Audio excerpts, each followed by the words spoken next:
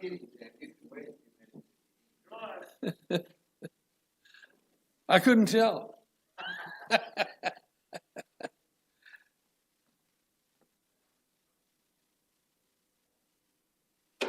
I will wait a second. Or a third. You've got a lot of guys out there still trying to get the parking lot. They're working on the parking lot. They're gonna miss class. Isaac's down with Jackie again, so whenever Jackie gets up here, he'll get here.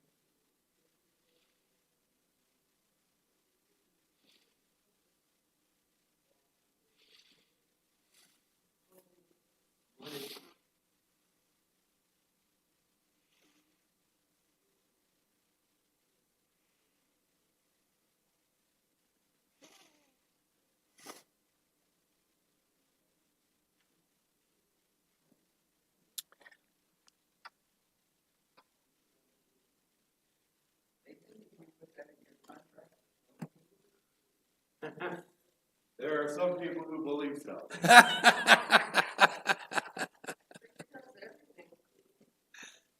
Yeah. I forced Samantha to go outside with a broom today and sweep off the sidewalk and the deck. So, it's a period of who's in charge, I guess. I don't know. I'm not in charge of anything. You're in charge of the pulpit. No, I'm not. I'm gonna put that responsibility on me. Hi, Eden.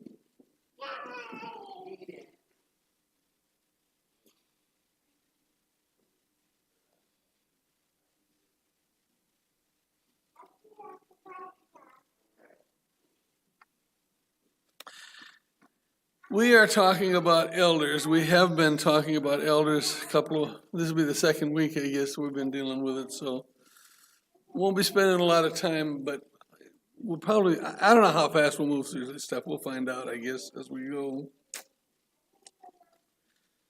I would like to have a word of prayer before I start, though, so. Father, I ask that you would guide me in my teaching, in this material that we're studying right now, and in anything else I teach to anybody else.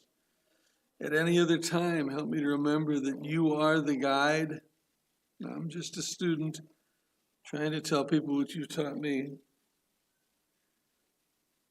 Watch over this class and help us as we consider elders and deacons and all else that we need to deal with, and help us to do our best.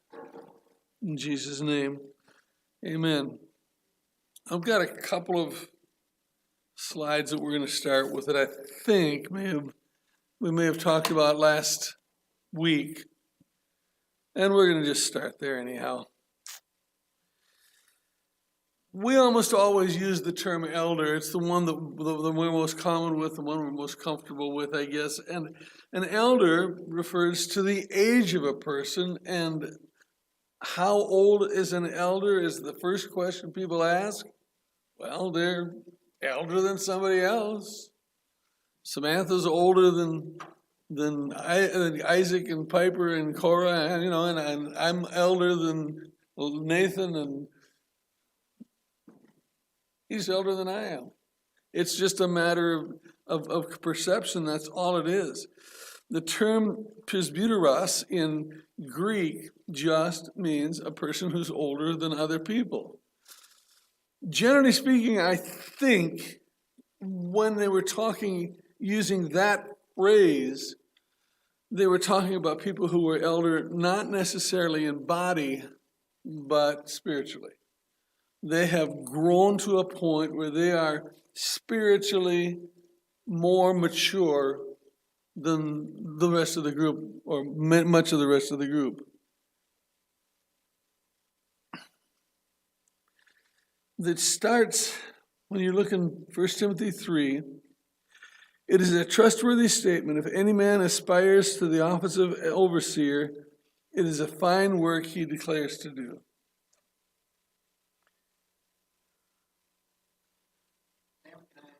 Sure.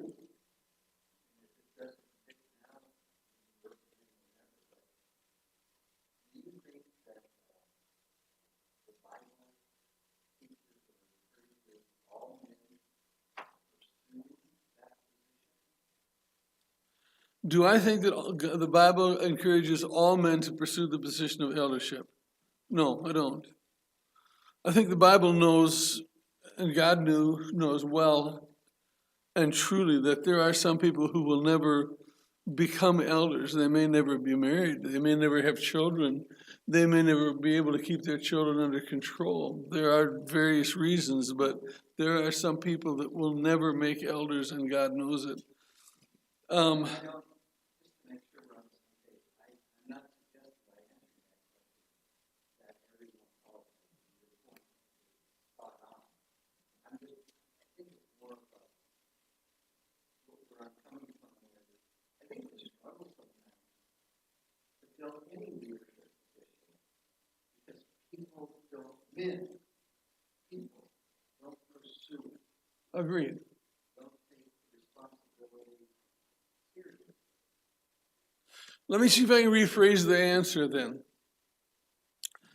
I think every Christian at some point in their life should hope that they have the ability to be an elder. But, there are physical and or spiritual reasons why persons may not become an elder. But when I was in school, when I was in Brown Trail, I didn't do this in high school because I'd never thought of it before. But when I was in high school, I was in preacher school, I took every subject with the purpose of knowing it well enough to teach it. I think that's essential to knowing God's word well enough to teach it. If you're learning something, learn it well enough to teach it. Does that mean that someday I should have been able to become an elder? Yeah, maybe. I think that boat has sailed, and we're not going to talk about that. But the fact of the matter is, yes, I think everybody somewhere, every male person somewhere in their lifetime should have had a goal to be an elder. Now, do I want to be as wise as an elder? Yes. Do I want to be in the authority of the elder? No. Does that help? I think I really appreciate the question on it because I agree. I think there is so often that we find excuses. I think that's safe to say. Excuses for why it's not my place. Yeah. It's not my job. Yeah. Understanding that there are definitely like there's certain responsibilities for being an elder, but in all reality, if you actually look at what the job of an elder is, it's all things that are asked of every single Christian. You're dead right. Arguments that the requirements are that way, but that's actually not. The Bible very clearly supports men who don't want to get married. Yes. Which would very clearly, in my eyes, disqualify you as being an elder. So I don't think Absolutely. that, but I think the job of an elder, of spiritually caretaking for your brothers, of making sure that the doctrine of the church is secure, I think that those responsibilities fall on every Christian. I agree. And I think that the problem falls on a couple of things. One, we often make the eldership something that's not meant to be. We make their job something completely different rather from what the Bible tells us it is. And then we excuse them from biblical shepherding because, well, they have to be able to do these other things that we piled onto them. And that makes men who should be qualified, should feel want to do that, and would find that desirable, not want to do it because it comes with all this extra baggage that was never meant to be there. Agreed. And second is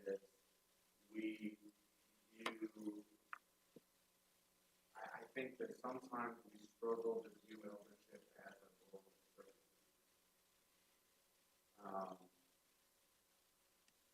And in all honesty, when we live in a culture where pointing the finger and passing the buck is commonplace, why would you want a position where you know that that's where it's all going to fall?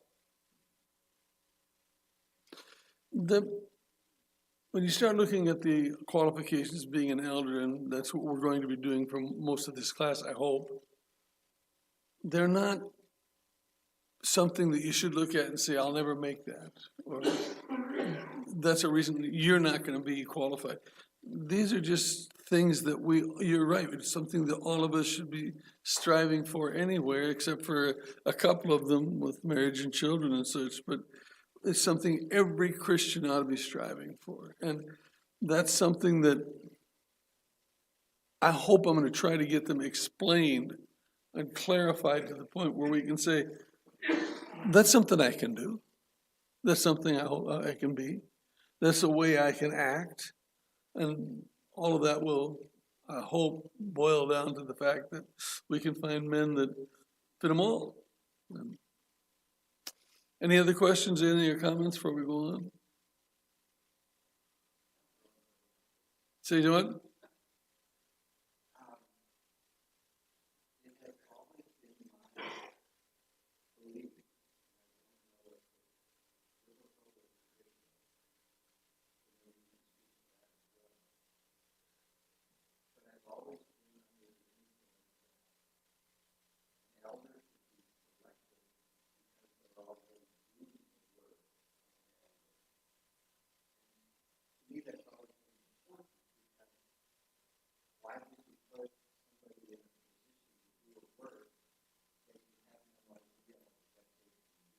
True.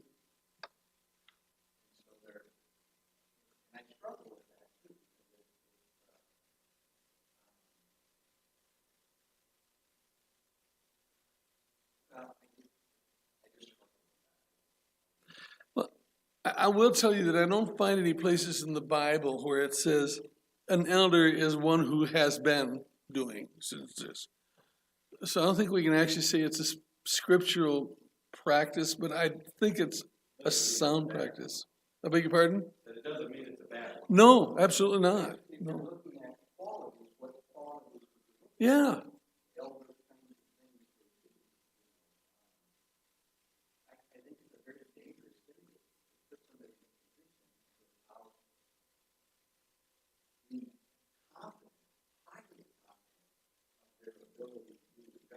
Yeah, I agree, yes.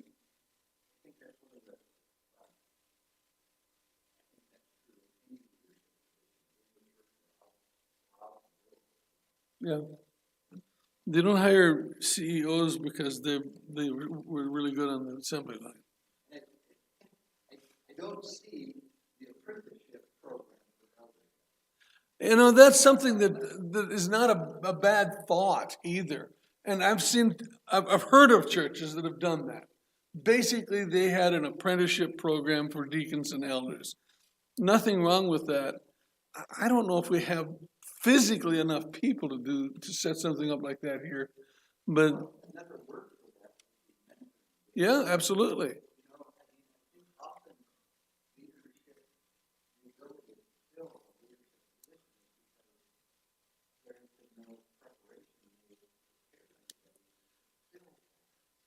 Well, I think, and the elders can correct me if I'm wrong on this, but I have a feeling that the mentorship you had to become elders happened after you were appointed elders.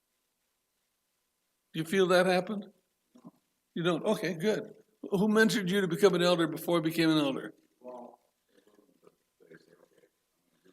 No, I understand that, but yeah, yeah.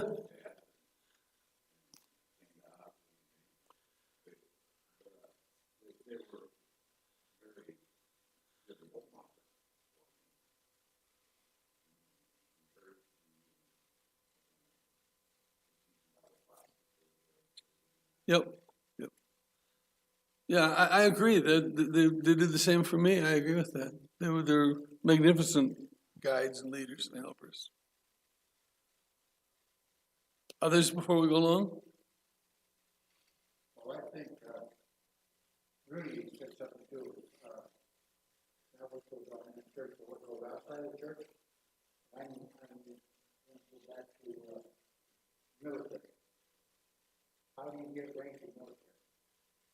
Do you want to be the captain? Do you want to be the whoever, higher up, general? How do you get there? You know, They study for it and they prepare for it. in today, bro, we gotta take a test to get there. Yeah. Back in my dad's day of service, you earned that position. Physically earned it. I don't know if it's right or wrong.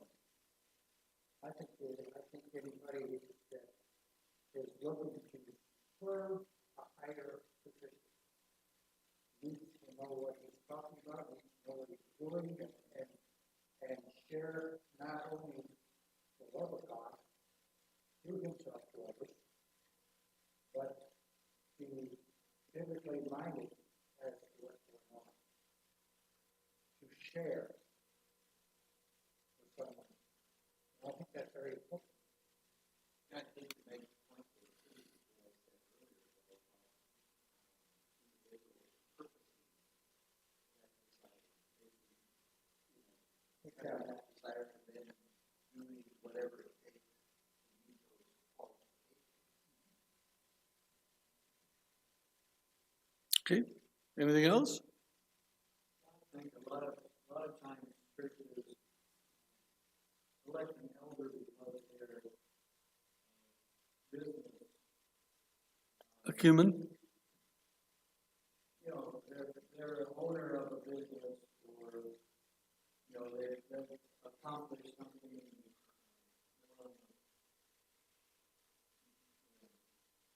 money wise, and they're selected. Maybe others should have been administrative, so they take administrative. Yeah. But I can say this to Dave and Jay and Keith, all have inspired me as being elders in the congregation. I think we have three fine elders, I do. And I think this church has been blessed for many years with some great men that have been elders. Yeah. Anything else before I get into the lesson?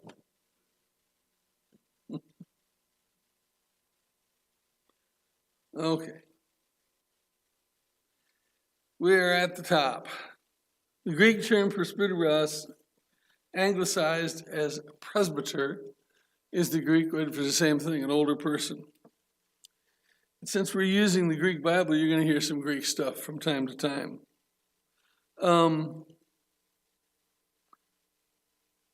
The term Greek is the term Greek term. That was really good when I wrote that. The Greek term episkopos is anglicized as bishop. It means an overseer. In 1 Timothy 1:3, a trustworthy statement, a man who aspires to be an overseer, it's a fine work that he desires to do. An elder may be called an overseer, but it's only used 3 times in the Bible, in the New Testament. There's also the Greek word of poimen, and it means to feed. It crosses to the farming term pastor or shepherd, and we've heard those terms. The two words that are used interchangeably, and they mean those who watch over and feed the flock. The reason that I'm teaching this class is because the elders asked me to. I am hoping that this is feeding the flock. If it turns out I'm not, the elders will come and tell me, make it better or stop doing it. So the names for the elders, and everybody's heard these 6 terms before from time to time. Elder, presbyter, bishop, overseer, pastor, and shepherd, and they all refer to the same person, but they refer to different jobs that same person does. Most all of us, if we look at our jobs or whatever we do for a living, it can be described from different ways. And that's something that's true about an elder. If we have these 6 identifiers here, If you got one you find yourself using more often than another,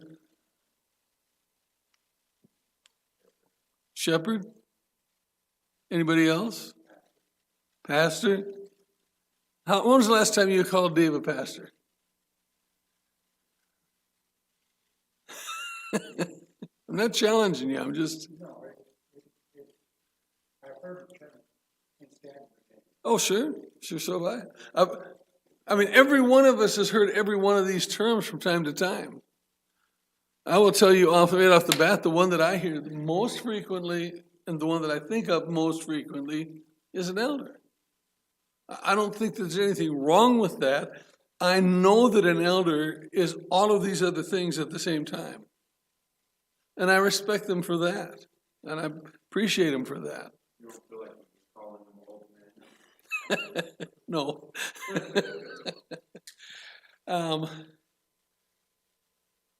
No, I'm not going to get into any jokes there. No, it's okay. We're going to start talking now about the actual list. 1 Timothy 3:1, a trustworthy statement. If any man aspires the office of overseer, it's a fine work he desires to do. I'll just read it up there. An overseer must be above reproach, a husband of one wife, temperate, prudent, respectable, hospitable, able to teach, not addicted to wine or pugnacious, but gentle, peaceable, free from the love of money. He must be one who manages his own household well, keeping his children under control with dignity. But if a man does not know how to manage his household, how will he take care of the church of God? And not a new convert, so that he'll not become conceited and fall into condemnation incurred by the devil. He must have a good reputation with those outside the church. He must also not fall into reproach in the snare of the devil. The other place where the list is put is in Titus 1:5. For this reason, this is of course being written to Titus, for this reason I left you in Crete, that you would appoint elders, would set in order what remains and appoint elders in every city as I directed you. Namely, if any man is above reproach, the husband of one wife, having children who believe, not accused of dissipation or rebellion, for the overseer must be above reproach as God's steward, not self-willed, not quick-tempered, not addicted to wine nor pugnacious, not fond of sordid gain, but hospitable, loving what is good, sensible, just, devout, self-controlled, and holding fast to the faith of the word which is in accordance with the teaching, so that he'll be able to both exhort in sound doctrine and refute those who can contradict. Okay, that's the two passages we're going to be dealing with, and let's just start dealing with them. 1 Timothy 3:1, if a trustworthy statement, if a man aspires to the office of overseer, it's a fine work we consider he desires to do. Do you think it's I've always believed that was the fact that a person wants to be an elder is one of the qualifications. Anybody disagree or agree with that or want to talk about that? That's true. That's true. I think most of the rest of that will come in, but that's a very good point. If a person comes in wanting to be an elder so he can be a boss, he doesn't need to be an elder, obviously.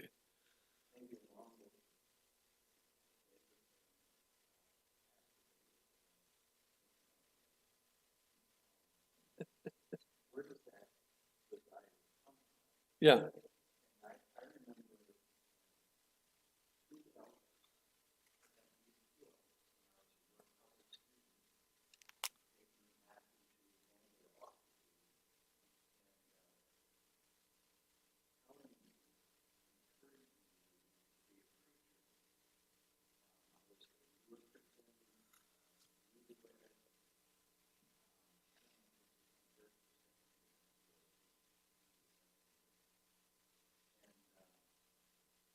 They just saw things that I was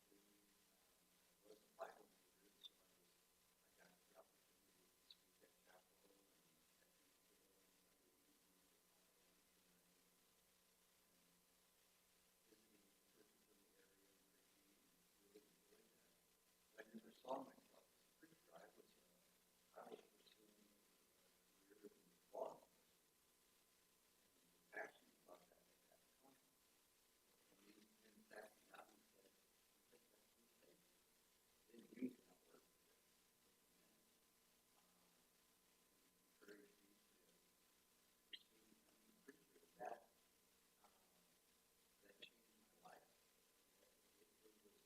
I left that office convinced and encouraged others to do exactly that.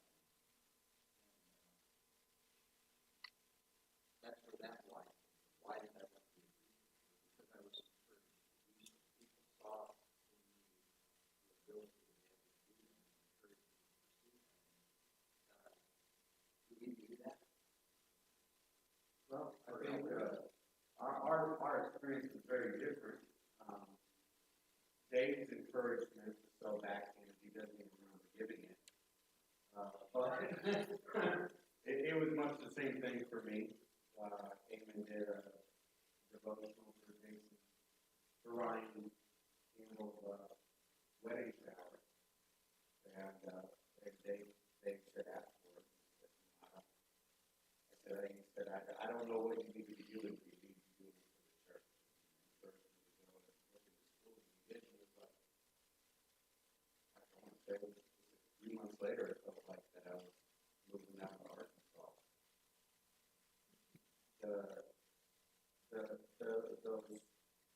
That being encouragement, though, is something that I think, if there was ever anything that I would say is an aspect of being an elder that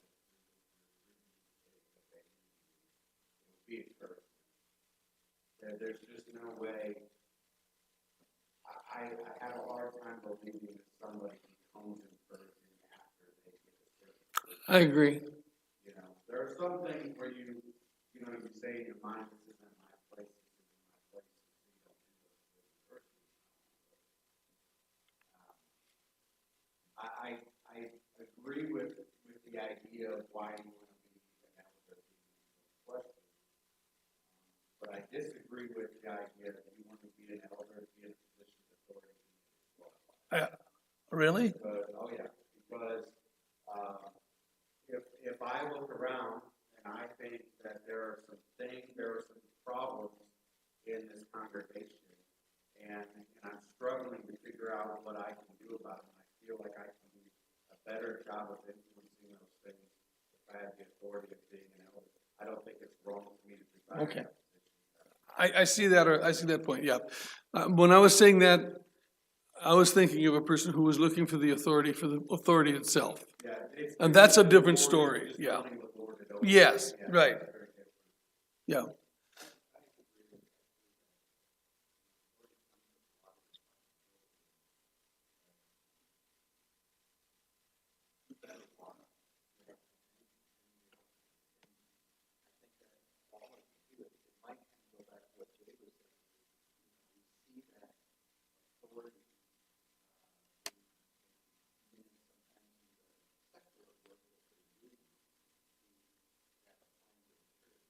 I want to go back to that little question. And thanks for sharing your story there, Nick. I've never heard of it. But here's two men that ended up in the pulpit because they were encouraged by elders. And so now, as I ask this question, I'm not calling out the elders that are sitting here with us, because maybe they've done that. They have the shoulder of somebody that said, you need to think about this, or work towards it. I think a lot of preachers could share that similar story. I'm not sure a lot of elders could, and maybe we're going about this the wrong way. But like I said, maybe you gentlemen have done that. I'm not asking you to say yea or nay to that. I'm just wondering if maybe we need to think about how to go about this process. Because how many men might be able to fix people, but for the lack of encouragement, would not even consider it? It's true. As long as we're telling stories, I became a Christian 52 years ago, I think it's been now.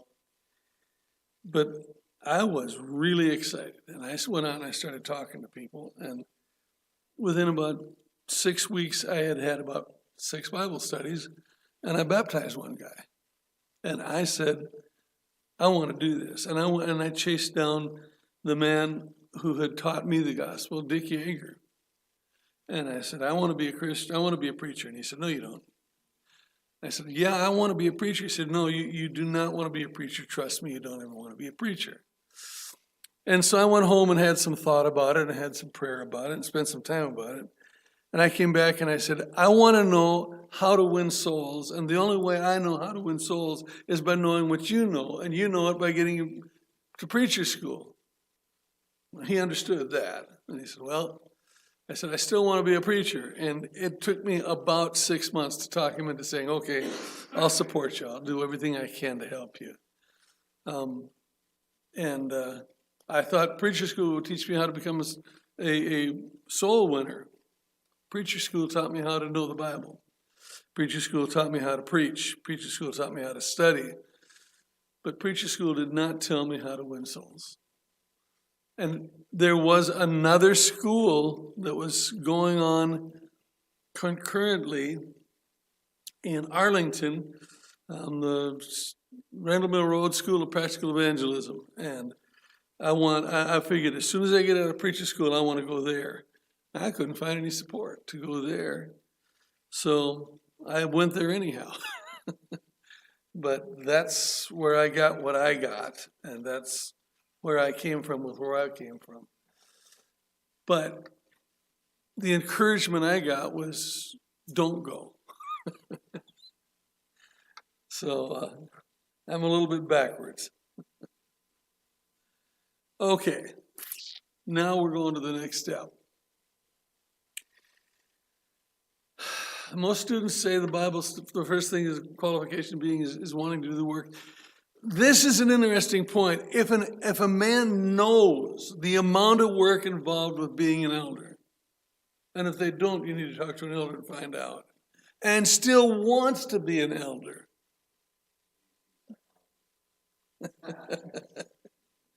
maybe he needs a psychologist, but maybe he wants to be an elder, and maybe it's time to encourage him to do that. Is it a lot of work, Dave? Jay? Oh, yeah. I didn't need to ask. I already know. It's a lot of work. Okay, second step. 1 Timothy 3:2, an overseer then must be above reproach, also in Titus 1:6. Okay. So what does it mean to be above reproach?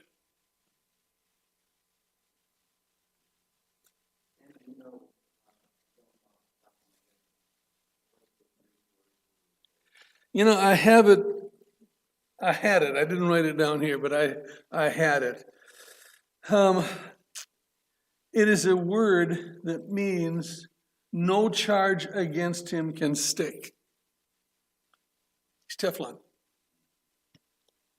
You remember when people called, well, maybe some of you might not be old enough to remember this, when they called Reagan the Teflon president on no charge stuck against him? That's true with a lot of men, unfortunately, that don't deserve it. But with a Christian man, this is blamelessness to the nth degree. This is nothing against him can be proven to be true. It's, how did they convict Jesus? How did they convict Jesus?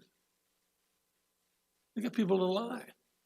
They got people to stand up and tell lies. If they had taken the time to investigate the lies before they executed him, they would have been proven true. That's the way an elder must be. That nothing is there that can stick. If an elder is doing something wrong in his back room by himself, alone, without anybody else knowing about it, that can be charged and will eventually stick. That's a problem. But an elder must be one that in his own alone time he's spending with God. I think that it's important to bring up that this is not the charges are not clear. Not well, I have an issue with this aspect of their personality. Or I don't like that they do this, or I don't like that they talk like that. It's, are they living a life of sin? Yes, that's exactly what it is. And I think we need to, especially when we're talking about how we view other people, we need to take a very hard and clearly defined stance on what is and is not. And when we look at who's qualified to be an elder, it doesn't really matter if you think they're socially awkward, or if you don't like their personality, or if you don't get along with it, it doesn't matter. Can you point to their lives and say, see, here's the pattern of this? Yes, that's exactly correct, and that's exactly what we're looking for here. So this wouldn't teach them that some of the convicted felons at the time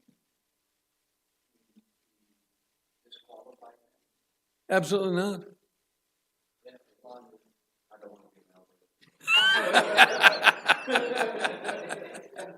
I'm trying to encourage you.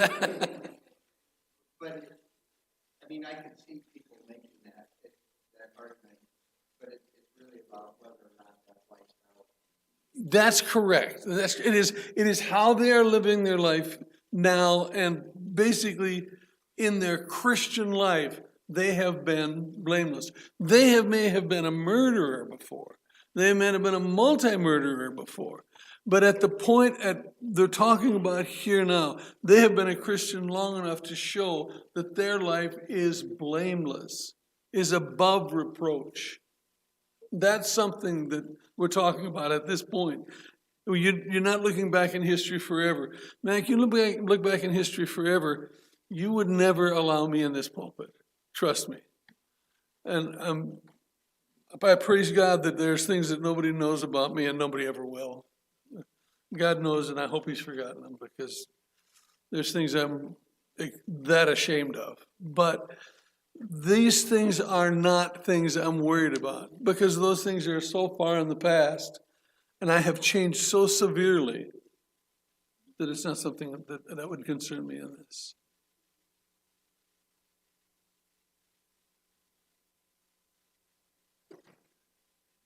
I don't know what time it really is. What? Yeah, it says it's 4:20, 4:15.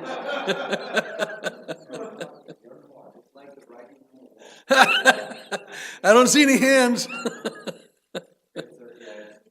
10:09. Yeah. I have this thing. Okay.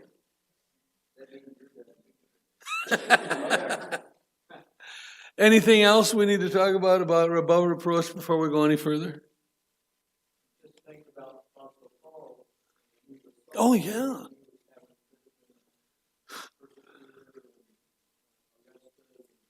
He got papers to go arrest Jesus met him on the road to Damascus. He completely changed that after 3 days. He fasted and prayed and baptized. That's an excellent illustration of that. Then Yeah. on, he was without reproach. You know, he makes a comment when he's on trial before the high priest. When he said, I've done all things in good conscience up my entire life. And the high priest says, slap him in the mouth. And God says, God's going to slap you in the mouth, you whitewashed wall. The law says you don't punish somebody on trial. You cannot do it. And that is exactly the point. Paul didn't realize that he was not doing God's will when he was doing his punishment of all the people. It was just completely different. And yeah, again, he was above reproach when he got to that point. And what about, when Jesus told Peter that he would betray him 3 times? Yeah, yeah. And he did. So, what happened to Peter? He became one of the leaders, yeah. Yeah, he did. You know, we could also talk about Thomas. He doubted the resurrection. And it doesn't matter who we talk about, everybody has a past. And that past, when you become a Christian, is gone. It is, you have a new life. And that's one of the hardest things to fully understand. This is a new life. This is a different life. This is not the life I had before, and it never will be. And we've got to be fully aware and fully convinced of that. Anything else? Yes, sir? There have been some spiritual leaders in the world that did live by reproach, or whatever, they were doing something illicit or something that almost everybody understood that that was not appropriate behavior for somebody spiritual leader, and then damage that causes. That's one reason. Yeah, I agree. There are people that have been so vile. Okay.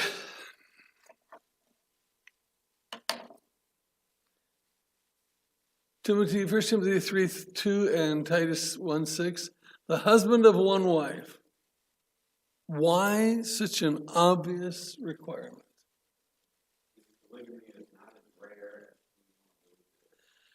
Not only is this not as rare in today's world overseas, but it's not as rare as we would like to believe it here. I mean, there are people who have married more than one wife. Now, I don't want to get into I was married, my wife died, or I was married and I divorced. I don't want to get into that. If you need to, we will, but I don't want to get into that unless we have to. This is a man who is married to one wife and always has been married to one wife.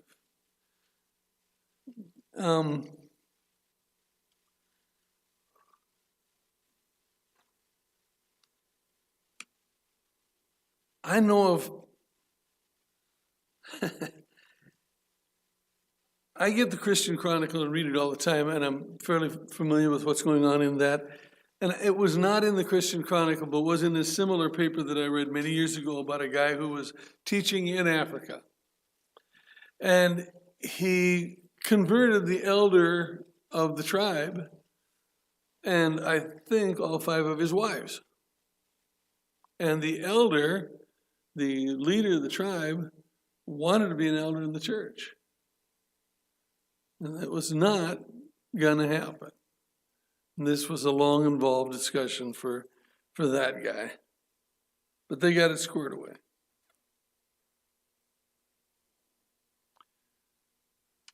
Next one. 1 Timothy 3:2, temperate, also in Titus 2:2. This word is only used only 3 times in the New Testament. It means circumspect, sober, thoughtful, one who considers. I want you to look at that word, temperate, in English, and think about what it reminds you of.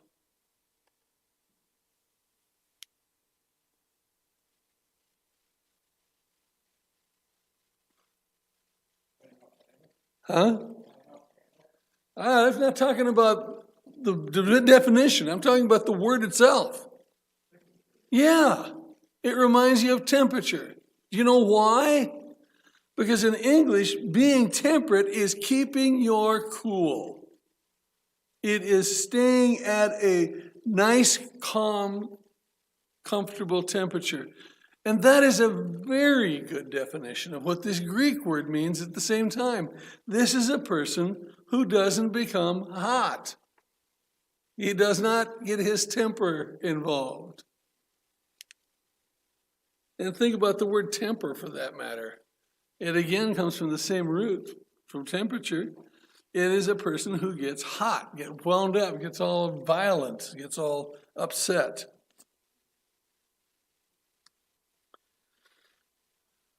Questions, comments? Enlightenments? No? Okay.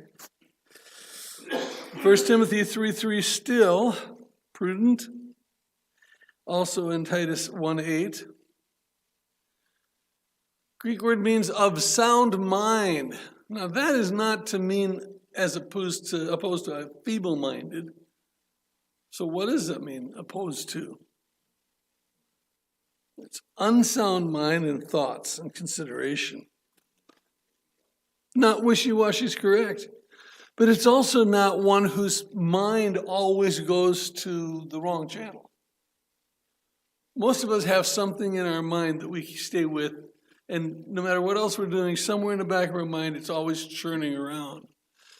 For some people, it's sports. For some people, it's drugs. For some people, it's gambling. For some people, it's money. For some people, it's cars. For Christians, it should always be God.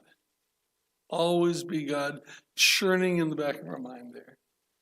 And for a person who wants to become an elder, it's having that godly idea in the back of your mind, always churning, always thinking, always wondering, always considering more things about God and about the Bible. Questions, comments, confusion? Okay.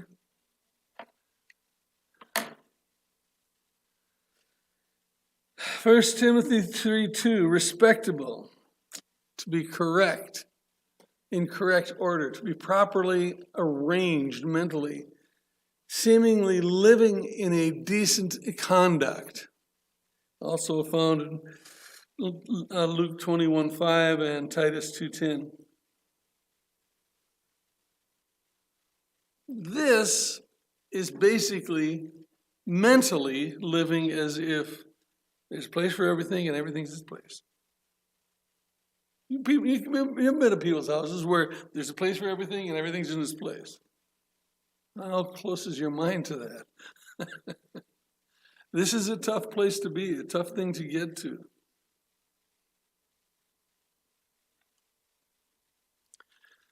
Hospitable. Given to hospitality, one who enjoys the company of others. Questions or comments about that? Yes, sir.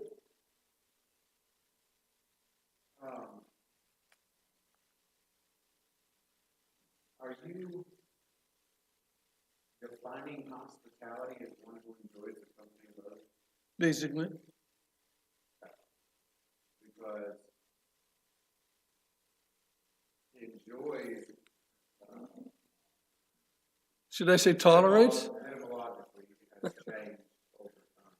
All right. So there is enjoys in older sense of they use it, and then there's enjoys in the sense of this makes me happy. I don't think that the requirement of an elder being hospitable necessarily means that they have to desire it all the time, or that this has to be like the thing that makes them happy. We're not saying they can't be introverted, but I would say that it kind of goes with respectable. There is a certain way in which we handle people, in which we deal with people, and are you willing to fulfill that? Are you willing to have people in your life? Are you willing to be in their life? You could be an introvert and still be a servant of people. I don't necessarily think that you have to find this to be the most enjoyable experience of your life, but are you willing to do it? There's an old saying, I don't know where it came from and I don't know where I heard it first, but fish and company after 3 days stink. People have heard that? Yeah. I was reading through Acts the other day, and there was a passage in there where Paul had stopped at somebody's place to visit on his way to Jerusalem. And he makes a comment in there, just in passing, when we had been there many days. How long is many days? Yeah, I mean, it's enough so that you've really made yourself at home. The person that was keeping him, I believe, was Stephen, who had been the Stephen in Acts 9. He had 4 prophetesses, or daughters who were prophetesses, and he spent many days there. And I thought, I mean, literally, that thought flashed through my mind. Fish and people stink at Fish and Company. And I thought to myself, if you are a Christian man or a Christian woman, and somebody comes to visit, and you don't expect him, how do you treat them? And the answer should be like a brother or a sister. And if they stay a day or 3 days or 3 weeks, they're still a brother or a sister.